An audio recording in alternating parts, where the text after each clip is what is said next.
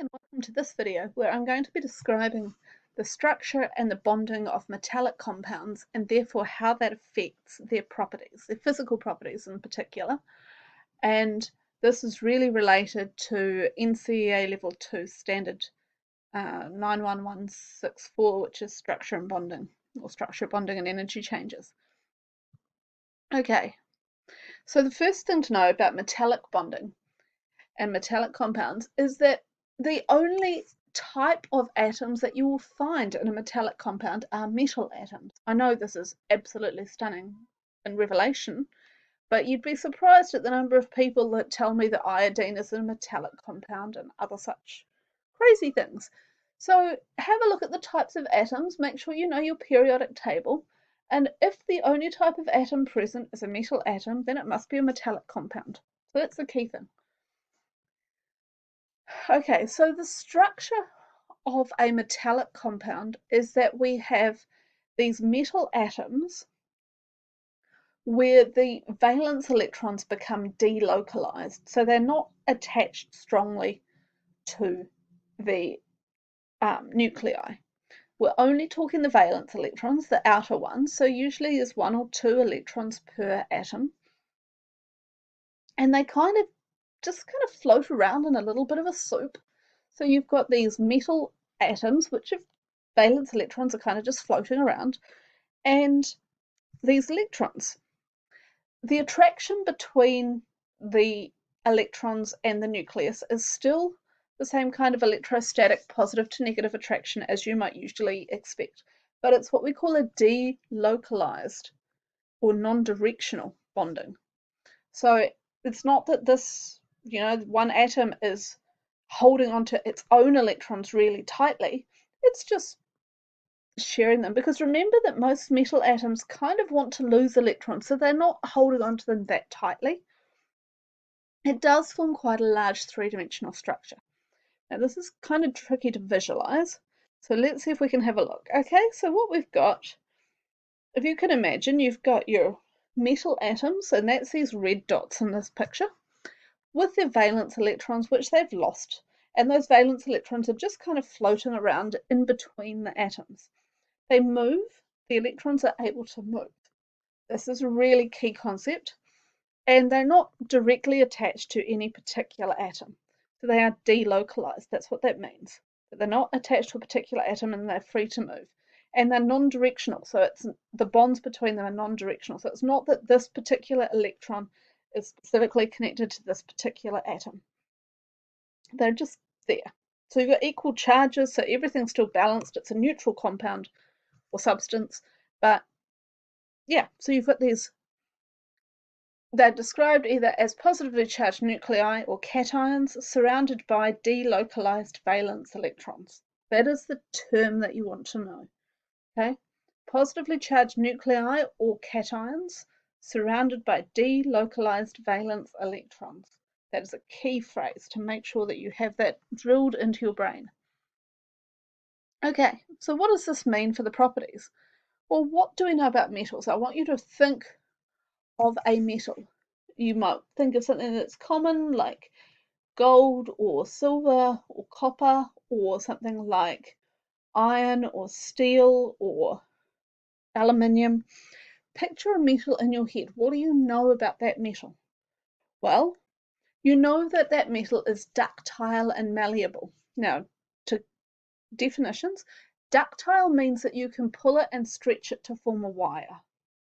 Okay, so I challenge you to go and find a video on YouTube about drawing a wire.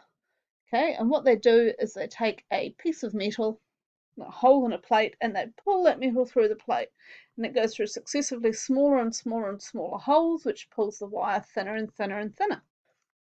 The ability to do that is called to be ductile, and pretty much metals are the only substances that are ductile, that can be pulled out into these fine wires. And malleable means that it can be hammered or shaped. Okay, so again, metals, you can bend them, shape them, and change them. They don't break when you hit them. They bend, they flex. metals can conduct electricity. We know this. We know that handling that copper wires are what carry our electricity and things like that. They generally have a relatively high melting point. You know, they don't melt really easily. That's why most of your cookware in your kitchen is made of metal. It doesn't melt when you stick it in the oven, thank goodness. And they don't dissolve in water, at least not easily, and not very much. Again, think of the cookware you've got in your kitchen for a minute. It does not dissolve when you stick it in the sink to wash it. If you think of your jewellery, it doesn't dissolve when you put your hands in the water and you have a wash. Okay, so these are the properties of metals. Now, how does that structure, this structure, lead to these properties? That's the question that I want you to think about. So, first off, if we think about being ductile and malleable, we're able to change the shape of a metal. That's probably the key thing. We can change the shape of a metal. And the reason is because of these non-directional bonds. Because every atom is bonded to the surrounding electrons, but not firmly and not fixed in place, if there's any movement in the solid structure, the bonds just shift around. So instead of, if we go back to this picture for a second, if we take this shape, instead of it being in a square, if we stretch it out, then all that's going to happen is those electrons are going to move around a wee bit. Okay, so that allows our metal to be shaped without it breaking, because there's that ability, those electrons almost help it change shape. All right, the other key property in a metal is electrical conductivity. And as we've talked about previously, electrical conductivity is all about, does it have freely moving charged particles? And in this case, of course, our metal has these delocalized valence electrons.